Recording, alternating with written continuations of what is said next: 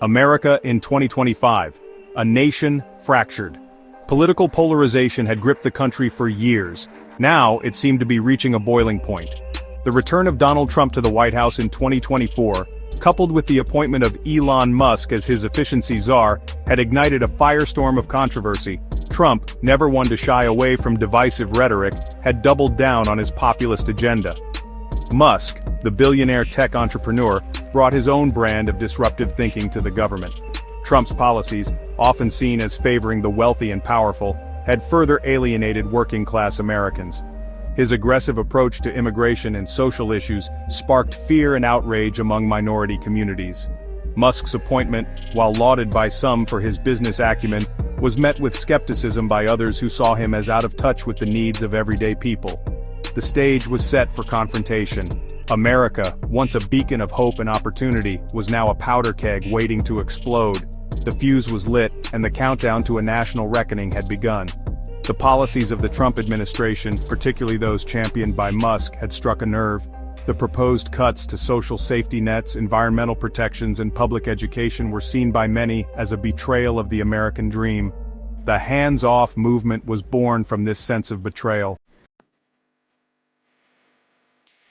April 5, 2025, a date etched in the annals of American protest.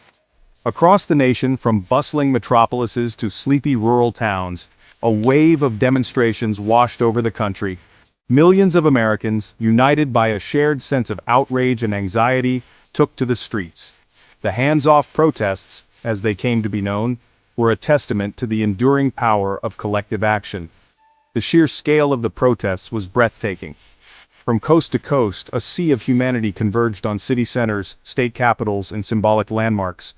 The Washington Monument, a towering symbol of American ideals, was dwarfed by the throngs of protesters at its base.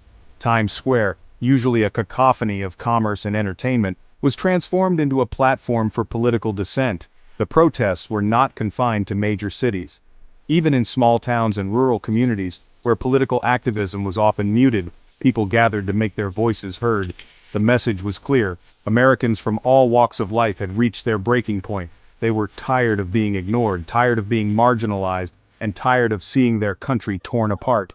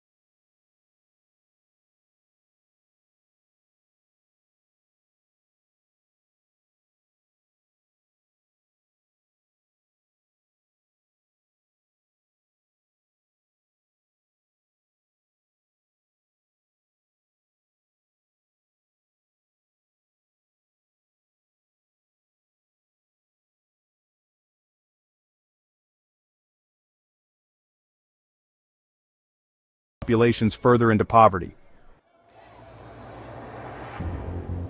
The acts of government downsizing loomed large over the protests.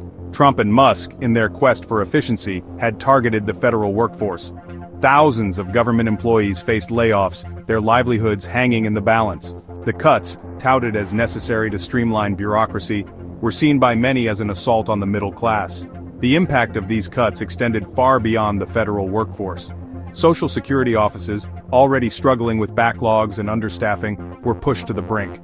Medicaid recipients, many of them elderly or disabled, faced the prospect of losing access to vital healthcare services. The hands-off protests were, in part, a desperate plea to save these essential services from the chopping block.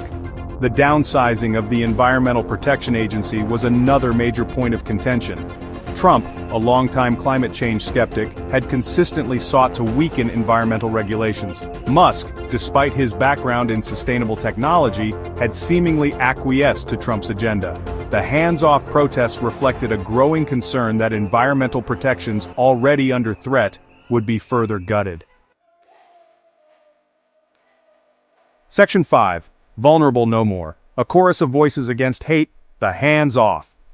Protests were not just about economic anxiety, they were also about social justice. Trump's divisive rhetoric on immigration, race, and gender had emboldened extremist elements within American society. Hate crimes were on the rise, and marginalized communities lived in a state of heightened fear. The Trump administration's attacks on the LGBTQ+ community were particularly egregious. From banning transgender individuals from serving in the military to rolling back protections against discrimination, Trump had waged a relentless campaign against LGBTQ+ rights. The hands-off protests were a resounding rejection of this bigotry. Immigrant communities, long a target of Trump's ire, also turned out in force for the protests. The administration's hardline immigration policies, including the separation of families at the border and the mass deportation of undocumented immigrants, had sown terror in immigrant enclaves across the country. The hands-off protests were a powerful display of solidarity with immigrants and a demand for humane treatment. Section 6. Global echoes of resistance from Trafalgar Square to the Brandenburg Gate, the hands-off. Protests were not confined to American soil.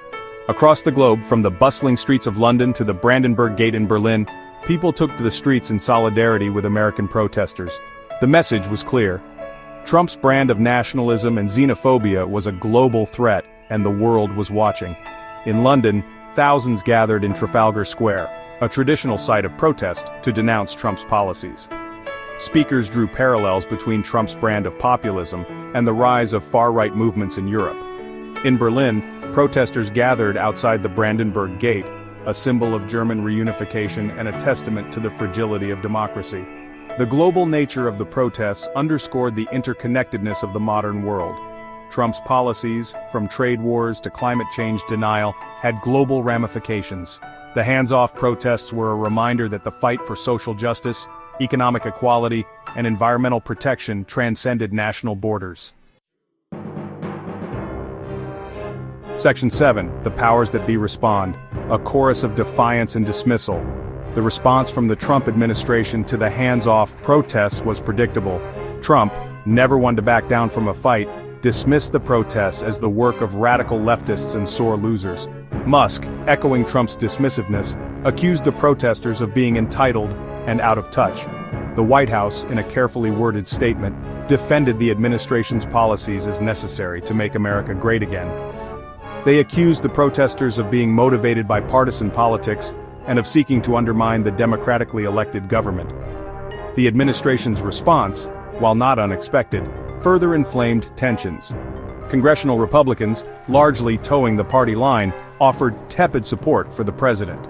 Some, however, expressed unease at the scale of the protests and urged Trump to adopt a more conciliatory tone.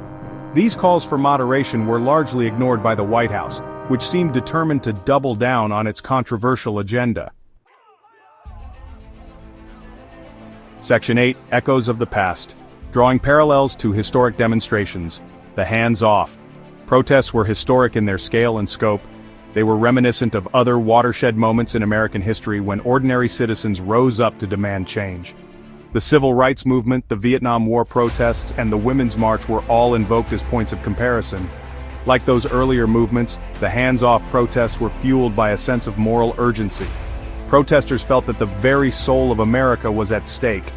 They saw Trump's presidency as an existential threat to American democracy, and they were determined to resist his agenda by any means necessary. The hands-off. Protests also shared similarities with the global wave of demonstrations that erupted after the 2008 financial crisis. The Occupy Wall Street movement, with its slogan, "We are the 99%, had galvanized a generation of activists who felt left behind by globalization and corporate greed. The hands-off protests tapped into that same vein of economic anxiety and populist anger. Section 9. A Nation at a Crossroads, the Unfolding Narrative of Dissent, the hands-off. Protests were a stark reminder of the deep divisions within American society. They were a testament to the power of collective action, but they also exposed the fragility of American democracy. As the dust settled on the day of mass demonstrations, the question on everyone's mind was, what next? Would the Trump administration heed the calls for change, or would they dig in their heels? Would the protests spark a sustained movement for social and economic justice, or would they fade away like so many other demonstrations before them? Only time would tell. One thing was certain: the hands off. Protests had shaken the foundations of American politics. They had given voice to the voiceless and empowered a new generation of activists. The fight for the soul of America was far from over. It had just begun a new chapter.